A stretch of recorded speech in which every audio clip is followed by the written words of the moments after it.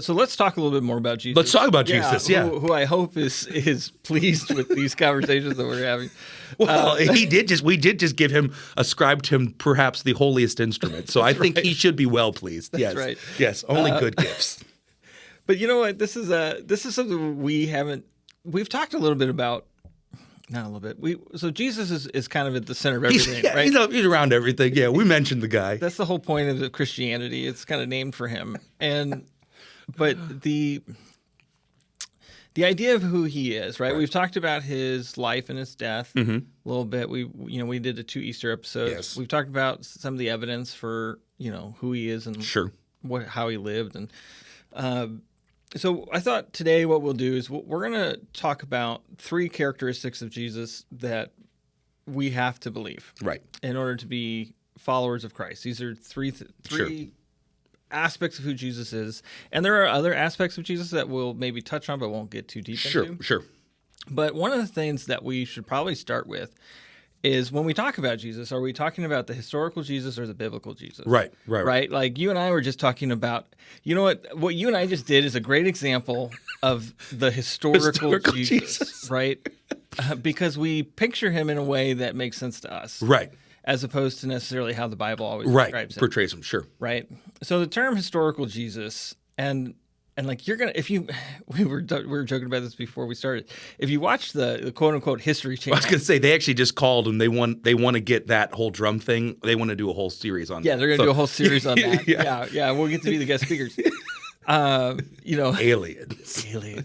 So the this historical Jesus idea, right? You're going to hear that out there, right? Right. And usually it's kind of it's a term that suggests that there are 2 different versions of Jesus. Correct. There's the historical Jesus, which lends itself to this idea of something that's more true and down to earth. Right. And then there's the biblical Jesus, which is this more supernatural concept. Right. So the term historical Jesus suggests the idea that Jesus existed, but is not exactly who the Bible claims he is.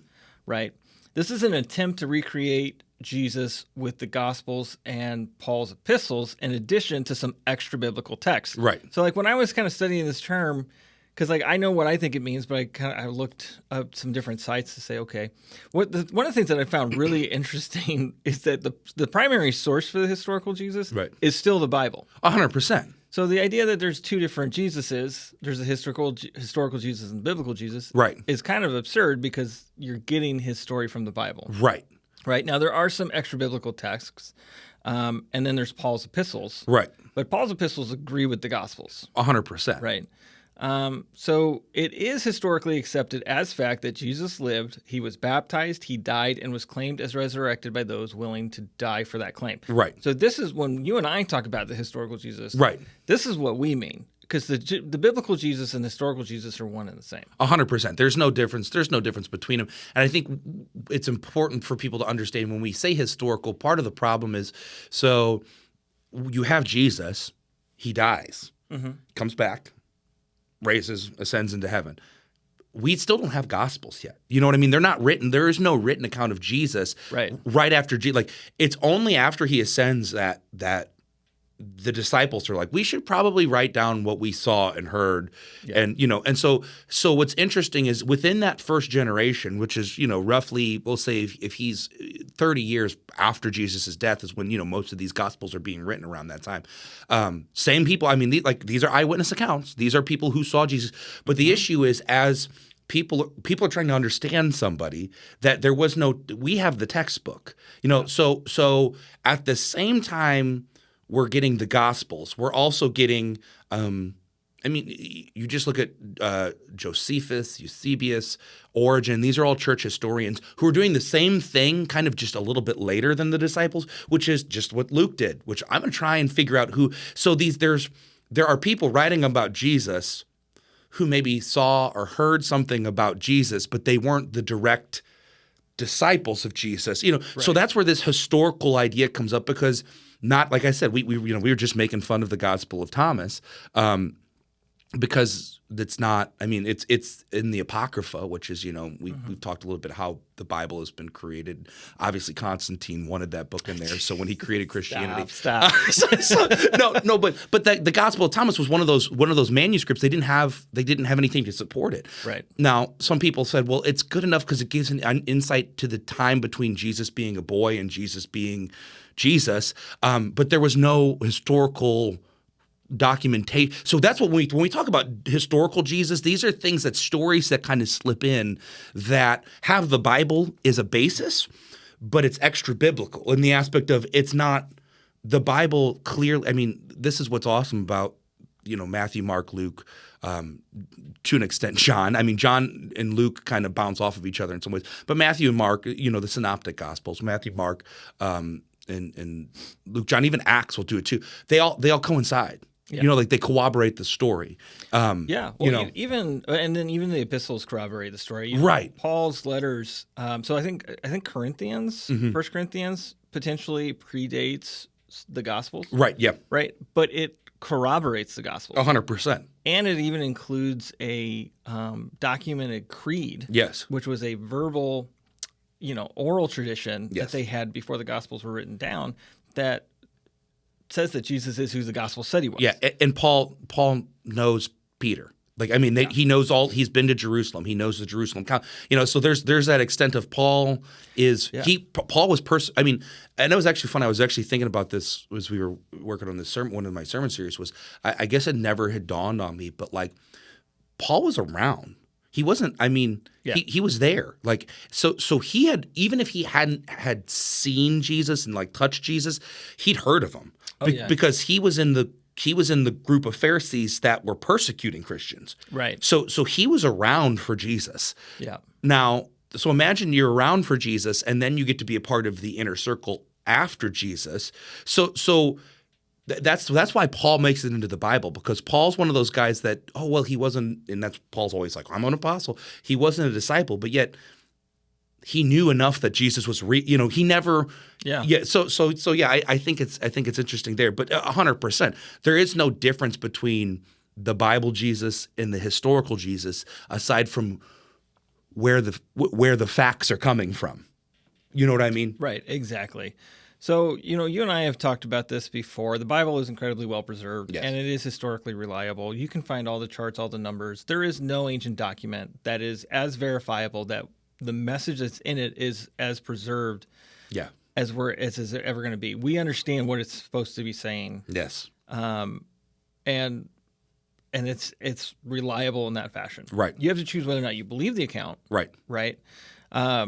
And that's the thing. That's the thing. Like, I just imagine this, like, because people are always like, well, prove Jesus without the Bible. Talk about Jesus, but don't use the Bible. It's like, you wouldn't walk into a United States history course at your local community college and say, okay, but tell me about the Constitution without quoting the Constitution. Right, 100%. Right? It's like, no, these are the things, right? Like, they go hand in hand. Mm-hmm. We talk about looking at the context of what's going on around at the time to help us read the text and understand the text. Sure. But the text is the text. 100%. Right. And it's like you said, it's like, that's the thing. I always hear people too, and we've seen this in our comments and things like that, like disproving the Bible because it's just another ancient text, right? It's just, which is funny because it's not. Like, there is no ancient text that has the amount of manuscripts or the amount of manuscripts that survived. Right. Like, that's what I'm saying is, like, the word has been preserved. Yeah, and it's not even close. Right. Like, it's nowhere near. There's nothing as reliable as the Bible when it comes to ancient text. Right. So if it's reliable, then why not believe the Jesus that it testifies to? 100%. Right. That's the Jesus that we have to examine. The truth is, it's because of preconceived ideas and biases against supernatural claims how we end up with this. Well, that can't be historical. Right. And like the whole extraordinary claims require extraordinary evidence. Right. It's like, okay, well, like, you don't apply that to any other aspect of history. 100%. So maybe. Well, it's like Jefferson, the Jefferson Bible, and infamously, I don't know whether he historically really did this or not, but he did create his own version of the Bible. But the narrative of it goes, the historical narrative is that he literally cut all of the miraculous things Jesus did out of the Bible. and like I'm a theist. I believe that this Jesus is a real person who walked the earth. But like you said, I don't see the extraordinary evidence Right. that so I'm going to cut that out. Right. Well, you know what I don't see extraordinary evidence to? Right. Evolution. Right. 100%. Right? Like you could tell me why it makes sense. You can tell me why, but you've never recreated it. You've never observed it in action. Sure. You've never been able to accommodate for the amount of time that passed in order for it to work to the way that you would imagine it worked. Sure. But you wouldn't say that about it. Well, and that's the funny argument. I know we're kind of getting on a tangent, but I think it's important because we do have people, like I said, we have people who comment and people who watch, and we're so glad they do, who will sit here in this moment and say, well, how can you claim the Bible is any of this? And I think it's really funny because, like, here's the thing. You can talk about evolution. And you can say, yeah, it makes sense, but no one has ever been able to show it. No one's been able to prove it. No one's been able to do even any verification of it. Yeah. Micro, yes. Macro, in the way that evolution, Darwinian evolution talks about, no. But what's really interesting is like, I might not be able to show, I might not be able to show this, but I have decades and centuries and millennia, I guess, is that the right one, of people who have shown it. Yeah. You know what I mean? Like I can, if I've not experienced personally and proven the God of the Bible to be true, I can turn to you and you can show me how he worked in your life. You know what I mean? Like that's the difference between evolution is an evolutionary person can't, no matter who they talk to, they can't. Well, because God is active and evolution is not. Right. And we also live our lives as if evolution isn't true, that we are the pinnacle of it. 100%. Right. So that tells me you don't actually believe in it either. Right. And I mean, and so here's the thing is if you have an issue with the Bible and believing the Bible, it's not because there's something wrong with it. 100%. It's because you just don't want to believe it. Right. And you know what? If you said that to me, like, okay, I can get behind. 100%. Yeah. But when we start talking about, well, you can't prove it. Right. The burden of proof isn't on me. 100%. You need to prove that it's not true. 100%. Right? Like, we can show you why it's reliable, why it's reasonable, all of those things, and then you have to decide whether or not you believe it. We said, well, you can't prove that it's true. Right. Well, God can. Right. So maybe give him that opportunity. 100%.